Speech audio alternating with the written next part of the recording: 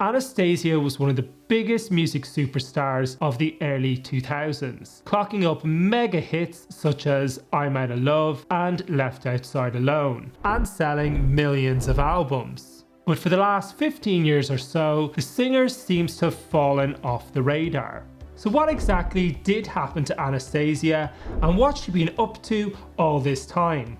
Why was Heavy Rotation, her fourth studio album from 2008, such a huge mistake? And is she likely to make a comeback anytime soon? So many questions, let's find out. Anastacia Lynn Newkirk was born in 1968 in Chicago, the daughter of an off-Broadway actress. Her father abandoned the family, including her two siblings, when she was just 5 years old. She was diagnosed with Crohn's disease in her early teens, a condition she still lives with today. By her late adolescence, she realised her future would be in the performing arts, and she soon booked a job dancing on the TV show Club MTV. But Anastacia struggled for years to get signed, with the general feedback being that she sounded too black for a white girl and that would confuse audiences, and that her bespectacled look wouldn't work in the industry. To make ends meet, she worked as a wedding singer and as a receptionist at a beauty salon. She was close to giving up on her dream when she got a place on MTV's The Cut, a singing competition from the late 90s. At this point, Anastacia was on the wrong side of 30, so she had to take 6 years off her age to participate in the contest. The aspiring singer made it to the final but didn't win the show. Off the back of all this exposure, she was signed to Epic Records by British music executive David Massey, who had previously brought artists such as Desiree and Oasis to the label.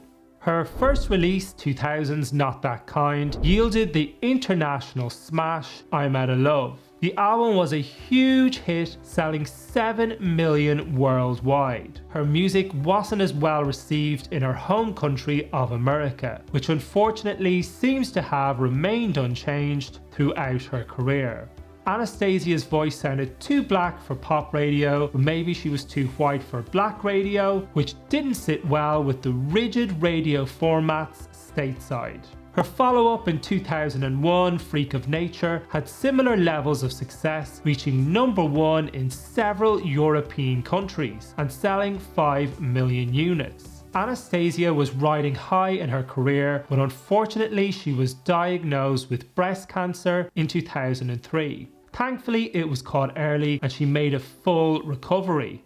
The following year, she scored her biggest hit, Left Outside Alone, and the biggest album of her career, which was self-titled. Anastacia was at this point one of the biggest recording artists in the world, even without cracking America. So where exactly did it all change? After the release of her greatest hits in 2005, Anastacia took a well-earned break.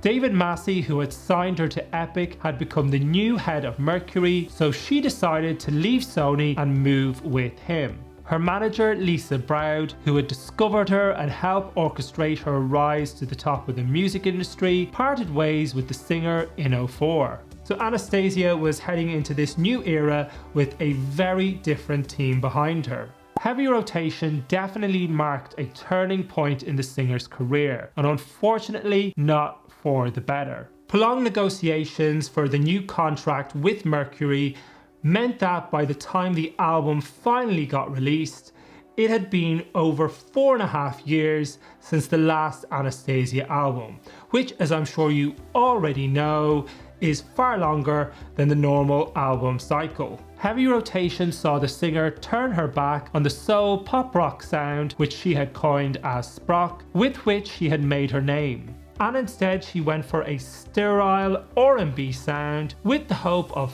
finally cracking that elusive American market.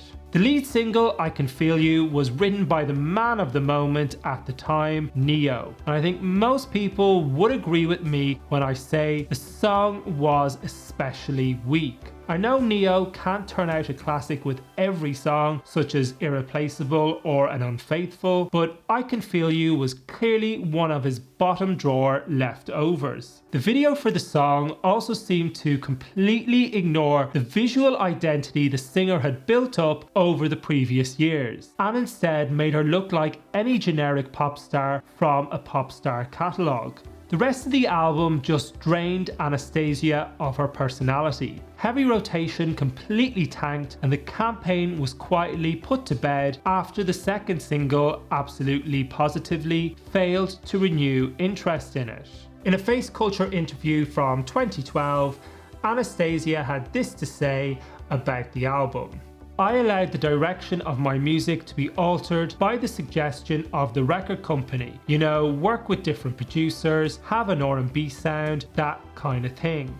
I didn't know what that would do. I trusted in their opinion of where music had gone since I had last put out music, and it was a new record label, so I was okay with the new direction because this is a record company who have sold billions of records, and why should you question them? And it was something I tried but didn't really connect with as much as I connected with my soul, pop rock Anastacia that I found within my career. Sometimes the risks you take work for you, and sometimes they don't. Of course it's important to take risks, it's just that the Heavy Rotation album didn't feel like a very smart one.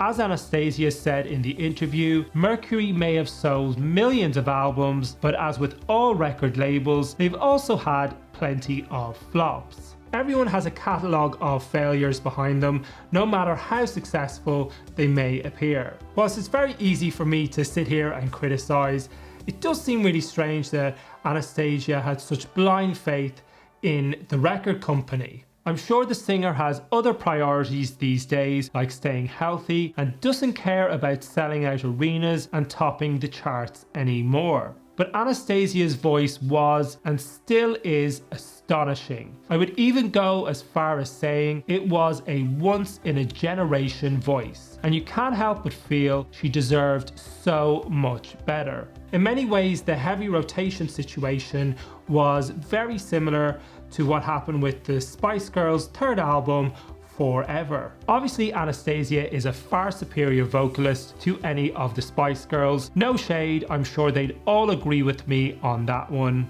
But again, the record company encouraged the artist to adopt an R&B sound to satisfy the American markets, but in the process, the artist not only failed to attract the American market, but also their core followers to their projects. Around that time, 2007, 2008, things did seem to be going in a more R&B direction.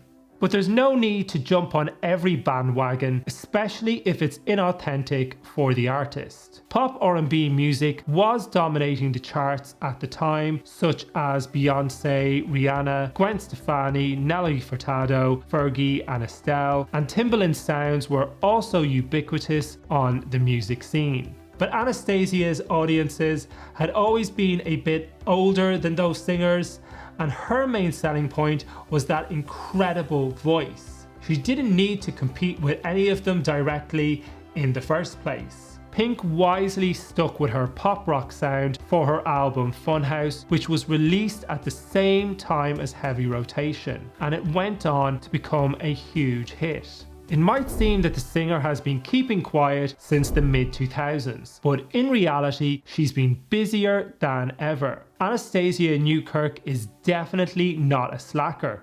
After the failure of Heavy Rotation, the singer and Mercury Records made no attempt to try and revive her career for whatever reason, and the two soon parted ways.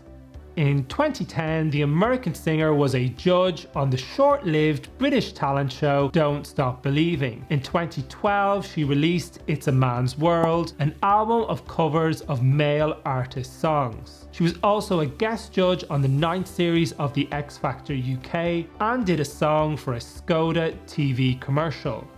Anastacia also released her first album of new material in 6 years in 2014. Entitled Resurrection, the album did well throughout Europe. It was in part inspired by surviving her second experience with breast cancer during the years previously. In 2014, she also appeared as a judge on the German talent show Rising Star.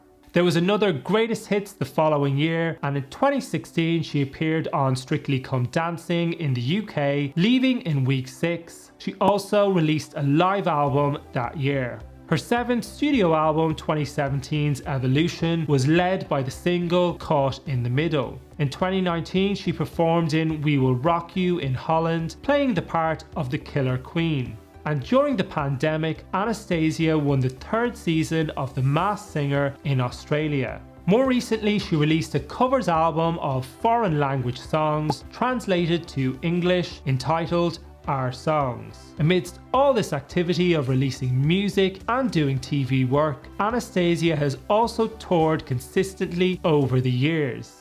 It's highly unlikely that the singer will ever again scale the heights that she did in the 2000s, and she probably has no desire to either, and that's fine also. I'm sure being an international superstar isn't everything it's cracked up to be, and the singer is probably far happier today doing things on a smaller scale with less pressure and more creative freedom. Over her lifetime, Anastacia has faced down more challenges than most people would in several, and maintained her positivity and lust for life throughout. Professionally, songs such as I'm Outta Love and Left Outside Alone are still absolute tunes, even 20 years later. She is undoubtedly the purveyor of some kick-ass songs, and perhaps more importantly, a figure of inspiration and survival for her fans the world over. Anastacia Lynn Newkirk, we salute you. Australian singer-songwriter Goitier had one of the biggest hits of the early 2010s, but seemed to disappear off the radar soon thereafter. If you'd like to learn more about what he's been up to, click on this video here. And if you got value from this video, don't forget to like and subscribe. Thanks for watching.